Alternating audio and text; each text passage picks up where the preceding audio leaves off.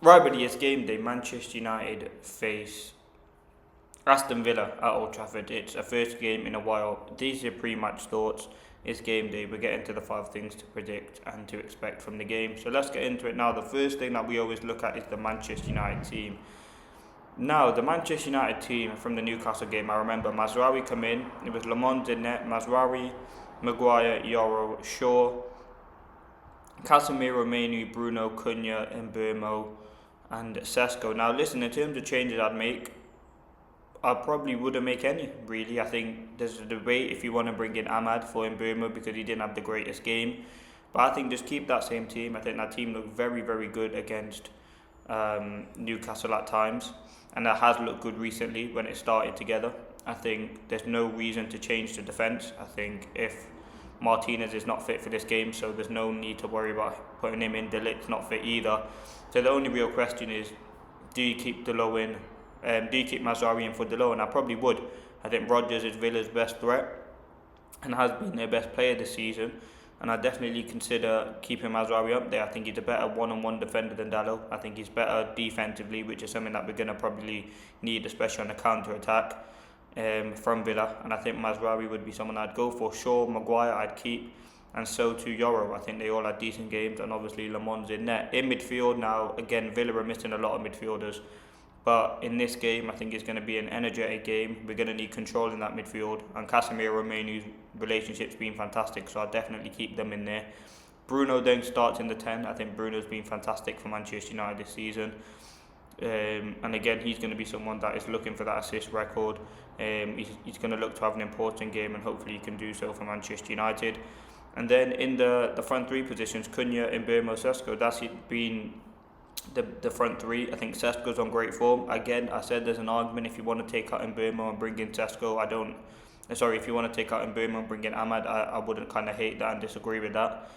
But I just think Amorim, oh no. I think Carrick goes with his strongest players straight away. And I think that's something that you can potentially bring on AMAD or a Xerxes or a Mount who's going to be back in the squad towards the end of the game when we need it. So yeah, that's the team that I would go for there. Now let's look at United threat in this game.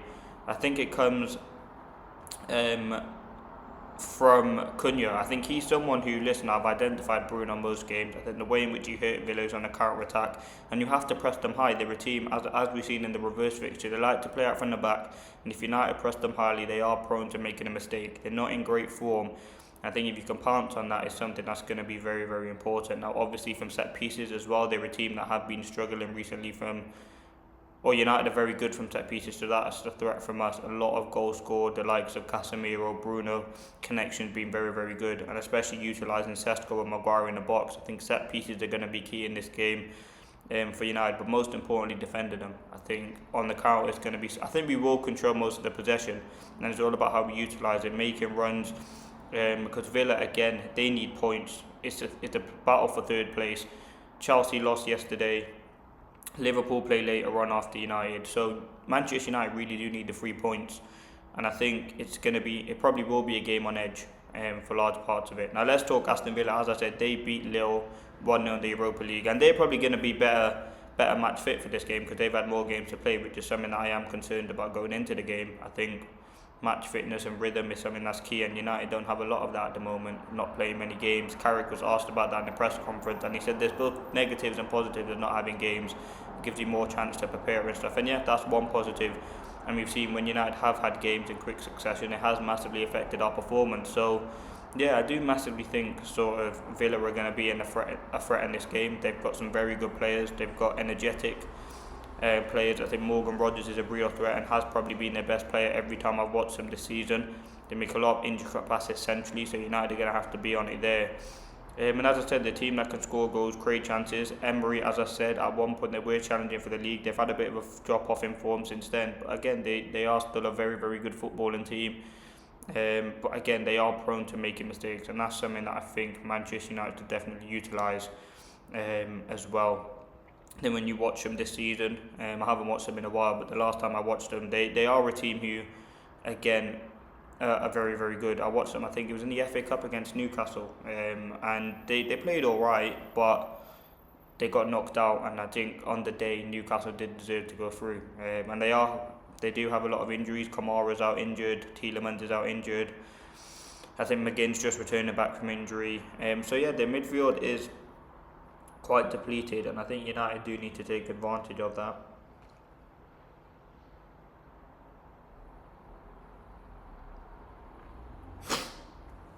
Sorry, in terms of now the fourth thing to look at, the fourth thing, third place is up for grabs. If Manchester United win, we would be 3 points off Villa, I think 6 points off Chelsea, if we win. So 3 points is definitely all we kind of care about. And again, especially with it's not guaranteed whether fifth place does get you Champions League. I do want to see United go for the 3 points. I think that third place position is key. United want to solidify the position in the top four, and this is one of those big games. I think, listen, every game's huge in the Premier League, but this game against Villa, the game against Liverpool, and the game against Chelsea away are going to be huge games for Manchester United in terms of solidifying that number 3 spot and finishing third in the Premier League. So yeah, this is a game where I think there are points up for grabs, as there is in every Premier League game, but this one is more important. It's a third place sort of derby. United want to go into third, and we want to finish this season as strongly as possible. We've had barely any games this season, and again, we want to finish it on a high point. It's going to be an important game. It's going to be hopefully a good game, and I'm hoping Manchester United can get the job done and get into that third place. Now, the fifth and final thing that we look at is the prediction. I'm going 2-1 Manchester United. You can let me know your thoughts in the comments, but yeah, that's my thoughts. It's an opportunity here. Let's hope United take it.